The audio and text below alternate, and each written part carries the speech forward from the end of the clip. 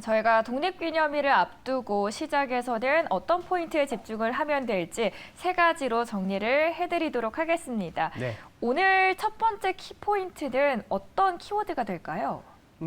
일단은 경기적인 측면, 그리고 우리나라의 원화가 사실은 글로벌 경기의 가늠자다라는 얘기를 좀 드려보고 싶습니다. 이 얘기를 왜 드리냐 하면, 간밤에 나왔던 미국의 굉장히 중요한 지표이긴 하거든요. ISM 제조업 지수. 사실 전월 대비 좀 개선되지 않겠냐, 그러니까 네. 좀 올라가지 않겠냐 했는데 사실은 46.9에서 46으로 내려왔습니다. 그러니까 표면적으로는 더 안 좋아졌네? 네. 라고 얘기할 수 있는데 간밤에 원화는 또 강세를 보였거든요. 원화를 뒤집어 놓으면 글로벌 경기 선행지수하고 동일하고 있기 때문에 원화가 강세로 간다? 그렇다면 경기가 바닥을 찍고 더 올라간다라는 건데 어떻게 해석해야 되지라는 부분에 대해서 얘기를 좀 들어보고 싶습니다. 이 ISM 제조업 지수라는 거는 그 세부 항목들이 상당히 많습니다. 뭐 재고도 있고 신규 주문, 고용, 그리고 이제 딜리버리, 그러니까 운송에 걸리는 시간까지 상당히 많은 지표들이 있는데 어제 나왔었던 것 중에 좀 유독 유의미하게 봐야 되는 게 신규 주문 데이터와 재고라는 부분입니다. 신규 주문은 한마디로 정말 우리가 생산하는 업체들이 어떠한 것을 생산하기 위해서 물품들을 신규로 주문하는 것을 얘기하는 거예요. 이 지표가 올라간다면 어떻게 될까요? 앞으로 생산 활동이 더 늘어난다라고 볼 수 있는 거고, 재고 지표가 있지 않습니까? 재고가 늘어났는지 낮아졌는지에 대한 서베이가 동시에 이루어지는데, 재고가 늘어났다? 그럼 앞으로 생산 활동을 좀 줄일 수 있겠죠? 근데 재고가 줄어들었다? 그럼 생산 활동을 늘리지 않겠습니까? 그래서 시장에서는 이 신규 주문과 재고의 차이, 신규 주문 빼기 재고, 이게 ISM 제조업 지수의 선행지표 역할을 합니다. 당연하게도 신규 주문이 늘어나고 재고가 없다면 더 왕성한 프로덕션, 즉 생산을 할 테니까요. 근데 그 지표를 보면 신규 주문은 42.6에서 45.6으로 더 늘어났고 재고는 45.8에서 44로 내려갔습니다. 즉 지난달보다 신규 주문에서 재고를 뺀 수치는 더 올라섰다라는 거죠. 그래서 표면적으로는 제조업 지수 이거 더 하락하는 거 아니냐 이런 우려가 있겠지만 사실 내면을 보면 더 약간의 개선이 된 모습을 나타낸다라는 거죠. 근데 이제 합산을 하다 보니 그 고객 재고가 상당히 많이 줄어들었거든요. 이것도 나쁘지 않은 거예요. 그래서 이 표면적으로는 경기가 여전히 지지부진하구나라고 얘기할 수 있겠지만 뜯어보니 생산 활동이 늘어나고 그렇다면 글로벌 물동량이 늘어날 수 있고 그렇다면 우리나라 같이 수출 업체들이 주요 포진하고 있는 나라의 통화는 강세로 갈 수 있겠다. 그래서 간밤에 NDF 확률을 보시면 0.75% 하락, 즉 원화가 강해졌다라는 걸 볼 수 있을 것 같아요. ISM 제조업 지수 자체만을 보기보다는 그 안에 파고들어서 지금 오히려 신규 주문은 늘어나고 그렇죠. 재고는 더 감소했다라는 네. 포인트에서 시작은 앞으로 더 좋아질 것이다라고 봐도 될 것 같습니다. 맞습니다. 자, 저희 두 번째 키워드 열어볼게요. 네, 테슬라와 삼성전자, 딱 봐도 두 이제 대항마. 선도 업체들이지 않습니까? 그쵸. 테슬라가 간밤에 굉장히 좋았습니다. 뉴스 코멘트 오늘 딱 그 시장을 열어보신 분들은 다 테슬라의 얘기만 하실 텐데, 생산량, 인도량, 시장 예상보다 상당히 좋았다라는 부분들, 여기서는 이제 추가로 더 얘기 안 드려도 아실 것 같고, 근데 왜 테슬라와 삼성전자를 말씀드리냐? 네. 그러니까 새로운 성장 산업을 끌고 가고 있는 혁신 기업, 선도 업체의 역할을 충분히 테슬라가 해주고 있죠. 전기차의 보급을 확연히 늘리고 거기다가 파이를 늘려가면서 전체적인 인프라까지 구축하는 역할을 해주고 있지 않습니까? 그래서 이 선도 업체들은 이제 어떻게 보면 시장을 만들어가는 이런 역할을 하는 이제 테슬라가 있고, 삼성전자도 이제 선도 업체이지 않습니까? 근데 기존의 산업이 있는데 이 기존의 산업의 업황을 어떻게 보면 결정짓는, 최근에는 이 바닥을 만들어내는 역할을 하는 게 또 선도 업체들의 주도력이라고 할 수 있을까요? 그래서 테슬라와 삼성전자를 제가 동시에 말씀드린 이유는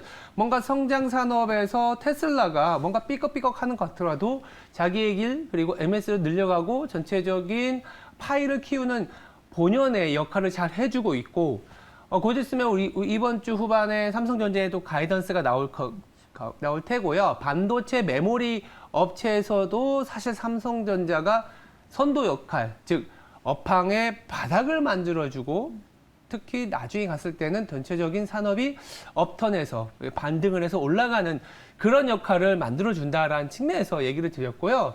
6월 말에 5월에 우리나라의 반도체의 출하량과 재고가 나왔는데요.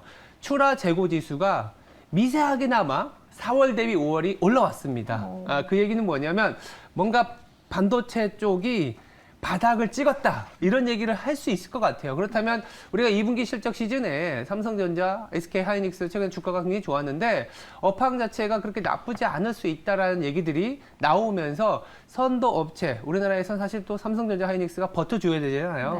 네. 말도에 버텨주는 역할을 해줄 수 있다 이렇게 얘기 드리고 싶어서 말씀드렸습니다. 네, 필라델피아 반도체 지수 오늘 간밤에 좋았고요. 네. 그리고 테슬라, 삼성전자 시장을 가늠할 수 있는 두 기업에 대해서 저희 알아봤습니다. 마지막, 그러면 한국 시장을 저희가 보는 걸까요? 네, 그렇죠. 한국 시장뿐만이 아니라 뭐 글로벌 다 해당이 되는데 우리가 주도 업종 하면 참 가슴이 따뜻해지잖아요. 주도 업종, 주도주 시장의 메인 무엇일까 항상 고민을 합니다. 맞아요. 뭐 정책적으로 나올지 아니면 어떠한 누군가의 어떤 기술 아니면 제약주 같은 경우에는 뭐 인상 실험 이런 거 보는데 너무 뻔한 얘기인 것 같지만 주도 업종의 조건은 사실 이익이에요. 이익이 늘어나게 되면 주도 업종이 되는데 이익이 늘어나는 방법은 여러 가지가 있고 그때 이익에 대해서 사람들이 생각하는 포인트는 달라질 수밖에 없습니다. 이를테면 필수 소비재처럼 굉장히 경기가 안 좋을 때도 이익이 안정적으로 나오는 기업들이 주도 업종이 될 수도 있고요. 네. 우리나라 같이 시크리컬 업종이 많은 쪽은 경기가 바닥을 찍고 올라갈 때 턴어라운드 하면서 이익이 늘어나면서 주도 업종이 되는 경우도 있는 상황인데 그래서 이익 자체가 핵심이긴 하지만 그때 뭐 턴어라운드를 보느냐 안정적인 걸 볼 것이냐 뭐 이런 식의 어떤 접근이 필요한데 지금과 같은 경우에는 주도 업종이 뭘까라고 보면 간단한 게 그냥 사상 최고치 이익을 기록하는 업종들. 그러니까 아니 업종이라기보다 업종 내에서도 최근에는 많은 차별화가 있습니다. 같은 화학에서도 이게 순수 화학 업체하고 배터리 업체하고 상당히 많이 바뀌고 있잖아요. 그래서 업종 내에서도 사상 최고치의 이익을 기록하고 있는 종목들 아니면 이익이 전망되는 종목들은 지금 시장에서 주도주 역할을 하고 있다라고 말씀드릴 수 있을 것 같아요. 뭐 이제 하나증권에서 나온 기업의 어떤 스타일을 저도 한번 아이디어가 괜찮아서 한번 주가를 봤는데 아니나 다를까 주도업종의 조건에 해당이 되더라고요. 이를테면 이런 기업이었습니다. 뭐 자동차 같은 경우에는 기아나 HL 만도 같은 기업들이 작년 그리고 올해 사상 최고치의 이익을 좀 만들어주지 않겠냐라는 그 레포트가 나왔고요. 뭐 2차 전지야 이제 말할 것도 없고 이제 전장에서는 이제 LG전자 같은 기업들이 그동안에 휴대폰이나 이런 쪽에서 사실 굉장히 안 좋았던 경험이 있었는데 털어내고 다시 자기의 어떤 새로운 그러니까 본연도 있지만 새로운 전장이라는 모멘텀을 갖고 가면서 사상 최고치 이익을 그려줄 수 있다라는 기대. 마지막으로 방산, 엔터 이런 거는 뭐 잘 아실 거예요. 그리고 이제 의료기기 네. 이런 업종 내에서 사상 최고치 이익을 내는 기업들이 지금 사실 주가가 주도주입니다. 그래서 여러 가지 아이디어들도 있겠지만 실적 시즌이 된 만큼 내가 갖고 있는 기업 아니면 이 기업이 작년과 올해 이익이 조금이라도 높아지는 사상 최고치게 되면 금상첨화하지 않겠냐라는 얘기에 생각해서 말씀드려봤습니다. 말씀해 주신 걸 쭉 들어보니까 그러면 이익에 그동안 좋은 기업을 발굴을 해라. 정말 많은 섹터들을 언급을 해주셨거든요. 네. 하나만 언급해 주시고 가시죠. 그 뭐, 안에서 하나요? 가장 유망한 앞으로 글쎄요, 보시는 지금. 여기에서 보는 이 모든 것들이 사실 여기 엔터, 의료기기, 그 다음에 2차 전지 다 성장 산업에 해당이 맞아요. 되거든요. 근데 우리나라에서 지금 만약 조금 더 성장할 수 있는 쪽이 어디냐 하면 의료기기 쪽이 조금은 이 어닝그로스 측면에서는 그러니까 물론 엔터나 2차 전지도 어닝그로스가 잘 나오죠. 근데 이제 확산이 많이 됐는데 의료기기 같은 경우에 조금 더 확산될 가능성은 이 데이터상으로는 나아 보인다 정도로 말씀드리겠습니다. 네, 의료기기 쪽까지 말씀을 해주셨습니다. 저희 시장의 키포인트 3가지로 요약을 해드렸고요. 이어지는 월거울브 시간에서도 더 자세한 이야기 나눠보도록 하겠습니다.